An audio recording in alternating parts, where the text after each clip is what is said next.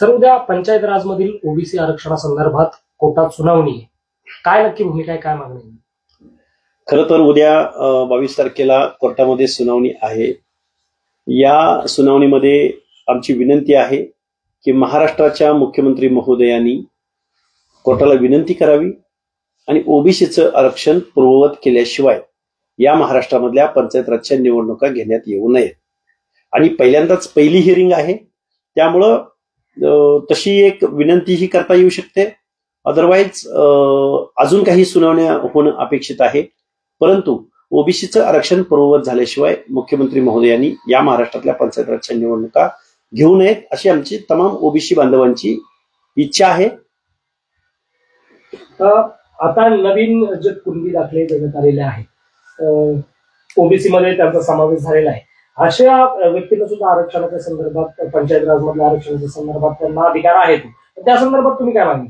नाही, आमचं म्हणणं असं आहे, याच्या अगोदर आमचं असं म्हणणं आहे की या महाराष्ट्रामध्ये पंचायत राज म्हणजे सरपंच पदापासून ग्रामपंचायतीपासून ते महापौर म्हणजे महानगरपालिकांपर्यंत 56,000 पोस्ट या महाराष्ट्रामध्ये ओबीसी साठी आहेत. आणि मग या 56,000 जागा बांटिया कमिटीच्या शिफारशीने, बांटिया कमिटीनं कुठलाही सर्वे न करता काही लॉजिकली इलॉजिकली काही गोष्टी समोर आणल्या आणि त्यामधल्या जवळजवळ अर्ध्या जागा बांटिया समितीच्या शिफारशीमुळे रद्द झालेल्या आहेत. आमचं माननीय मुख्यमंत्री महोदयांना सांगणं आहे की तुम्ही या 56,000 जागा पूर्ववत करा, बांटिया कमिटीच्या शिफारशी स्वीकारू नका, माननीय सर्वोच्च न्यायालयासमोर तशी विनंती करा आणि ओबीसीचं आरक्षण पूर्ववत करा. कारण या महाराष्ट्रामधल्या ओबीसीनी मुख्यमंत्री महोदयांना, त्यांच्या पक्षाला, त्यांच्या अलायन्सला प्रचंड मतदान केलेलं आहे. आणि मुख्यमंत्री महोदयाकडून आमच्या तशा अपेक्षा आहेत की तुम्ही आमचा विश्वासघात करणार नाही. आणि जर पंचायत राज मधलं आरक्षण, जर जागा या कमी होऊन जर निवडणुका घेतल्या जाणार असतील तर या महाराष्ट्रामधला ओबीसी येऊ घातलेल्या निवडणुकांमध्ये बहिष्कार टाकायला सुद्धा मागं पुढं पाहणार नाही. आता ज्या संदर्भात धनंजय मुंडे यांना पालकमंत्री पदापासून बाजूला केलेलं आहे, मंत्रिमंडळात छगन भुजबळ यांना संधी दिलेली नाही. तुम्ही एकीकडे म्हणतात की महायुतीला ओबीसींनी भरभरून मतदान केलं, ओबीसी नेतृत्वाला मंत्रिमंडळात आणि पालकमंत्री पदातून डावललं जातं असं वाटत नाही? नाही, बघा, तटकरे असतील किंवा भुजबळ असतील किंवा मुंडे असतील किंवा पंकजाताई मुंडे असतील, या सगळ्या लोकांना पालकमंत्री पदावरून डावलण्यात यावं अशी मागणी केली जाते. खरं तर असं जात प्रवर्ग बघून जर या महाराष्ट्रामध्ये पदं द्यायची वेळ आली किंवा पालकमंत्री पद जर ठरत असतील तर मला वाटतंय हे महाराष्ट्र हा पुरोगामी नसून अधोगतीकडे चाललाय की काय, अशा पद्धतीचं वातावरण या सगळ्या मागण्यावरून आम्हाला वाटतं. अजित पवार यांनी बीडचं पालकमंत्रीपद स्वीकारलेलं आहे. बीडमध्ये तुम्ही आंदोलनाच्या वेळेस असेल किंवा इतर वेळेस बीडमध्ये तुम्ही बऱ्याचशा ठिकाणी गेलेला आहात. अजित पवार हे पालकमंत्री झाल्यानंतर बीडची जी बिघडलेली सामाजिक व्यवस्था आहे, जी दरी निर्माण झाली, ती मिटेल असं वाटतं का? माझं म्हणणं असं आहे की त्या बीडमध्ये गेल्या वर्ष, 2 वर्षापासून, 3 वर्षापासून जे आरक्षणाची आंदोलनं उभी राहिलेली आहेत तेव्हापासूनच त्या बीड जिल्ह्यामध्ये सामाजिक वातावरण प्रचंड कमालीचं अस्वस्थ आहे. माझी विनंती अशी राहील की बीड जिल्ह्यामध्ये जोपर्यंत सर्व समाजातील घटक, सर्व पक्षीय नेते हे एकत्रित येऊन जोपर्यंत संवाद साधला जाणार नाही तोपर्यंत मला वाटत नाही की बीड जिल्ह्यामधली परिस्थिती सुधारेल. आणि फक्त ही बीड जिल्ह्यामध्ये फक्त फ्रंटला आहे, पण आजूबाजूच्या जिल्ह्यांमध्ये सुद्धा हे डायरेक्ट इनडायरेक्ट वातावरण आहे. इव्हन पश्चिम महाराष्ट्रामध्ये सुद्धा आहे. मराठवाड्यामधल्या 6च्या 6 जिल्ह्यामध्ये अशा पद्धतीचं वातावरण आहे. तेव्हा महाराष्ट्राच्या मुख्यमंत्री महोदयांना माझी विनंती असेल की तुम्ही अनेक पक्षाच्या लोकांना, अनेक विचारवंतांना, साहित्यिकांना, वेगवेगळ्या पक्षाच्या प्रमुखांना जोपर्यंत तुम्ही एकत्रित घेऊन बसणार नाही, संवाद साधणार नाही, तोपर्यंत सामाजिक जी दरी निर्माण झालेली आहे ही दरी तोपर्यंत कमी होणार नाही, असं माझं एक फील्डवरचा कार्यकर्ता म्हणून माझंही मुख्यमंत्री महोदयांना विनंती असेल. जरांगे पाटील आणि नारायण राणे यांच्यामध्ये पण शाब्दिक युद्ध सुरू झालेलं आहे. नारायण राणे म्हणतात की कुणबी आरक्षण हे मराठा समाजाला नको आणि जरांगे पाटील म्हणतात की नारायण राणे यांनी थोडीशी माहिती घ्यावी आणि त्याच्यामध्ये थोडासा शाब्दिक एकमेकावर चकमक सुरू आहे. म्हणजे नारायण राणेंचं म्हणणं आहे की मराठा समाज जो आहे तो स्वतःला कुणबी म्हणून घेणार आहे. हे बघा, नारायण राणे साहेबांच्या अध्यक्षतेखाली एक राणे समिती सुद्धा या महाराष्ट्रामध्ये गठीत करण्यात आलेली होती.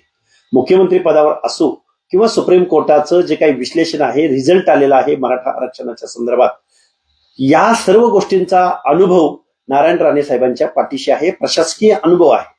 त्यामुळे नारायण राणे यांनी जे मत व्यक्त केलेलं आहे तेच मत या महाराष्ट्रातल्या सुप्रीम कोर्टाचं सुद्धा आहे. तेच मत तत्कालीन औरंगाबाद खंडपीठाच्या जस्टिस मार्ला पल्ले यांचं सुद्धा आहे. त्यामुळं नारायण राणे साहेबांचं जे मत आहे ते लॉजिकली आणि एक न्यायिक तत्वानुसार ते बोलतायत, ते बरोबर बोलतायत. माझी जरांगे साहेबांना एक विनंती आहे की कुणबी आणि मराठा आणि कुणबी मराठा हे एकच आहेत हा जो ते दावा करतायत हे एक असणं मला वाटतंय जरांगे साहेबांना या सर्व गोष्टींना सामोरं जावं लागेल.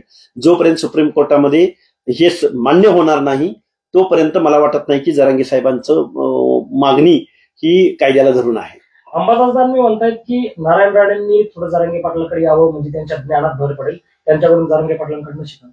नितेश राणे असं म्हणतात की जरांगे पाटलांनी नारायण राणेंकडे यावं म्हणजे त्यांच्या ज्ञानात भर पडेल असं त्यांचं मत आहे. तर काय जरांगे पाटील थोडंसं सबुरीन घेतील काय प्रश्न? नाही, माझं तर म्हणणं असं आहे नारायण राणे साहेबांचा खूप मोठा अनुभव आहे. नारायण राणे साहेबांकडे तर जरांगे साहेबांनी जावंच, पण त्याच्याही पलीकडे जाऊन नारायण राणे साहेबांशिवाय व्यतिरिक्त या महाराष्ट्रामध्ये अनेक विचारवंत आहेत. मराठा समाजाच्या आरक्षणाची लढाई लढणारी तज्ज्ञ मंडळी आहेत, रिटायर्ड जस्टिस आहेत. या सगळ्या लोकांचं तरी म्हणणं ऐकून घ्यायला काय हरकत आहे जरांगे साहेबांना? जरी नारायण राणे साहेबांना त्यांना भेटायची इच्छा नसेल तरी महाराष्ट्रामधल्या वेगवेगळ्या स्तरातल्या मराठा समाजाच्या आरक्षणाची लढाई लढणाऱ्या माणसांना तरी भेटायला काय हरकत आहे?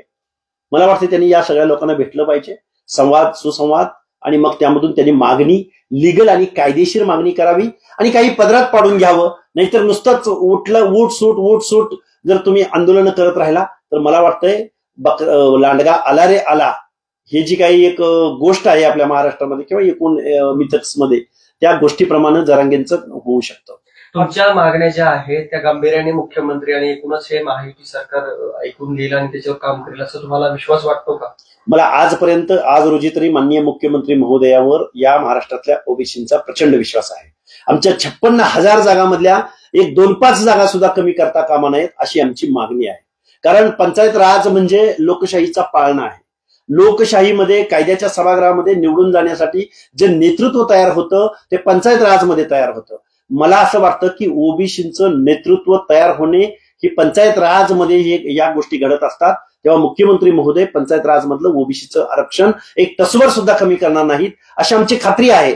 आणि जर तसं काही झालं तर महाराष्ट्रातला ओबीसी हे अजिबात खपवून घेणार नाही. 25 तारखेपासून मनोज जरांगे पाटील उपोषणाला बसतायत आणि तुम्ही वारंवार त्यांच्या ज्या मागण्या त्याला विरोध केलेला आहे. आता 25 तारखेपासून त्यांचं पुन्हा एकदा उपोषण सुरू होतं.